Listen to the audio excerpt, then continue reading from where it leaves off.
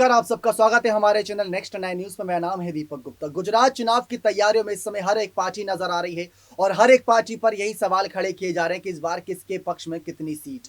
जो survey report है वो ये दावा कर रही है कि बीजेपी को इस बार भी अच्छा खासा समर्थन मिलता नजर आएगा जनता का, जिसके दम से वो सरकार में वापसी करेगी। अब कितनी सीटों पर वापसी करेगी, इस बात को लेकर सवाल खड़े रहेंगे। लेकिन लगातार जो सवाल खड़े किए जा रहे हैं, गुजरात चुनाव में कौन कौन से स्टार प्रचारकों को उतारेगी कौन कौन सी पार्टी, तो उसमें अब नाम एक एक करके सामने आने लगे हैं। दरअसल कांग्रेस का कहना है कि गहलोत, पायलट जैसे बड़े नेताओं को इस चुनावी रण में उतारा जाएगा और साथ ही साथ हिमाचल चुनाव में भी पायलट की भूमिकाओं को साफ किया गया। लेकिन भारतीय जनता पार्टी ज्योतिरादित्य सिंधिया का कद लगातार बीजेपी में बढ़ाती जा रही है और एक के बाद एक उन्हें बड़े पद भी दिए जा रहे हैं। गुजरात चुनाव जो सबसे इंपॉर्टेंट चुनाव कड़ी के तौर पर देखा जा रहा है लोकसभा चुनाव से पहले, अगर वहां पर बीजेपी को बड़ा झटका लगता है तो उसके कई सारे यहां पर कह सकते हैं दावेदार रहेंगे जिन पर जिम्मेदारियां सौंपी गई थी और उन पर आरोप लगाए जाएंगे कि आपके रहते हुए ये चुनाव क्यों हारे। अब ज्योतिरादित्य सिंधिया को लेकर सवाल उठाया जा रहा है कि कांग्रेस से छोड़कर बीजेपी का दामन थामने वाले ज्योतिरादित्य सिंधिया बीजेपी के बड़े चेहरे के रूप में यहां पर उतर सकते हैं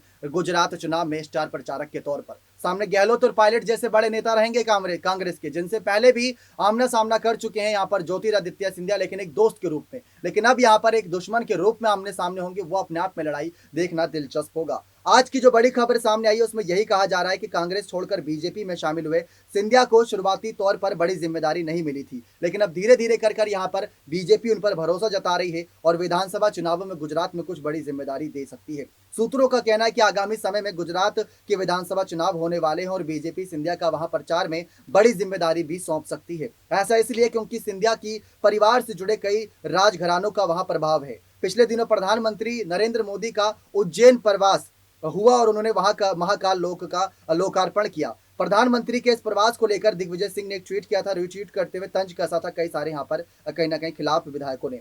सिंधिया की हैसियत लगातार भारतीय जनता पार्टी में बढ़ती जा रही है और उनको लगातार बड़ी जिम्मेदारियां दी जा रही हैं। लेकिन गहलोत और पायलट के सामने होंगे सिंधिया, और पायलट का वहां पर शायद कम दौरा रहे क्योंकि हिमाचल चुनाव में उन्हें जिम्मेदारियां दी गई हैं। लेकिन गुजरात चुनाव के नतीजे इस बार सभी के लिए हैरान कर देने वाले रहने वाले हैं, क्योंकि ऐसे कई सारे अगर बड़े चेहरे उतारे जाएंगे तो जीत हार का पता लगा पाना बहुत मुश्किल रहेगा। अब देखना यही दिलचस्प रहेगा कि महाराष्ट्र की सत्ता का खेल कहां पर जाकर रुकता है और उसमें किसकी जीत और किसकी हार होती है। बने रहे चैनल के साथ ऐसी और तमाम बड़ी जानकारियों के लिए। बहुत बहुत धन्यवाद।